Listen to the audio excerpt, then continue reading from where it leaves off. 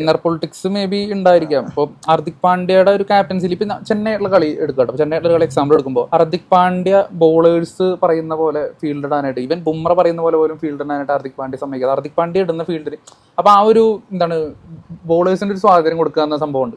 അപ്പോൾ അവിടെ ഹാർദിക് പാണ്ഡ്യ പറയുന്ന രീതിയിലാണ് ബോൾ ചെയ്യേണ്ടി വരുന്ന ഒരു പ്രശ്നമുണ്ട്. പിന്നെ ചെന്നൈ കളിയിൽ ഹാർദിക് പാണ്ഡ്യ മെയിൻ മിസ്റ്റേക്ക് ഉണ്ടായിരുന്നത്, അതായത് ഋതുരാജ് ചെറിയ ടാർഗറ്റാണ്, 160 താഴെ ടാർഗറ്റ് ഉള്ളൂ.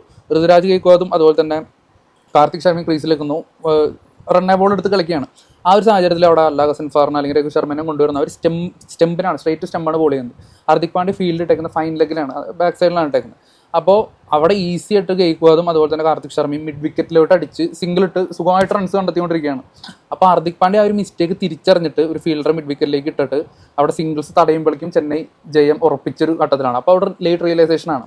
അപ്പോൾ ഒരു പക്ഷേ ഗ്രൗണ്ടിൽ ഇത്ര എക്സ്പീരിയൻസ്ഡ് ആയിട്ടുള്ള സൂര്യകുമാർ അതുകൊണ്ട് അല്ലെങ്കിൽ പുറത്ത് ഇത്രയും പ്ലേയേഴ്സ് ഇവരൊക്കെ ഉണ്ട്, കോച്ചിങ് സ്റ്റാഫിലൊക്കെ അത്രയും എക്സ്പീരിയൻസുള്ള ആൾക്കാരുണ്ട്. അപ്പോൾ അവരൊന്നും ഫിഗർ ഔട്ട് ചെയ്യാത്തൊരു മിസ്റ്റേക്ക് ആയിരിക്കില്ല അത്.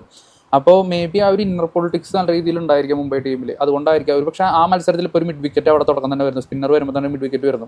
കാർത്തിക് ശർമ്മ തീർച്ചയായിട്ടും അവിടെ സിംഗിൾ വരില്ല കാർത്തിക് ശർമ്മയുടെ ഭാഗത്ത് നിന്ന്. അപ്പോൾ കാർത്തിക് ശർമ്മ പൊതുവേ വളരെ ലോ സ്ട്രൈക്ക് റേറ്റിലാണ് ഈ സീസൺ കളിക്കുന്നത്.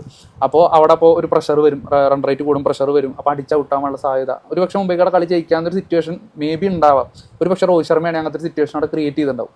ഇത് പക്ഷേ അങ്ങനത്തെ മിസ്റ്റേക്കുകൾ ഇപ്പോൾ കഴിഞ്ഞ കളിയിൽ നോക്കിക്കഴിഞ്ഞാൽ ഹാർദിക് പാണ്ഡ്യ ഇല്ല. എന്നിട്ട് പോലും ഇപ്പോൾ സൂര്യകുമാർ യാദവിൻ്റെ ഭാഗത്തുനിന്നുണ്ടായിട്ടുള്ളൊരു മിസ്റ്റേക്കാണ്. എന്തിനാണ് ഒരു ഇമ്പാക്ട് പ്ലെയർ ആയിട്ടൊരു ബോളറെ എടുക്കുന്നു, ഒരു സ്പിൻ ബോളറെ എടുക്കുന്നു, എന്നിട്ട് അയാൾക്ക് ഓവർ കൊടുക്കുന്നില്ല. അപ്പോൾ എനിക്ക് തോന്നുന്നു RCBയുടെ ഒരു ബ്രില്യൻസ് ആയിരിക്കും അവിടെ ജിതേഷ് ശർമ്മയ്ക്ക് പകരം കൃണാൽ പാണ്ഡ്യ വരുന്നു. കൃണാൽ പാണ്ഡ്യ ലെഫ്റ്റ് ഹാൻഡറാണ്. അപ്പോൾ അതുകൊണ്ട് ചിലപ്പോൾ സ്പിന്നറെ കൊണ്ടുവരാതിരുന്നതൊക്കെ ആയിരിക്കാം. അപ്പോൾ ഒരു ഫാസ്റ്റ് ബോളറാണ് ടീമിൽ എടുക്കുന്നതെങ്കിൽ ഒരു പക്ഷേ ലാസ്റ്റത്തെ ഓവർ അശ്വിനി കുമാറൊക്കെ ആണെങ്കിൽ തീർച്ചയായിട്ടും 15 റൺ ഡിഫെൻഡ് ചെയ്തിട്ടുണ്ടാവും.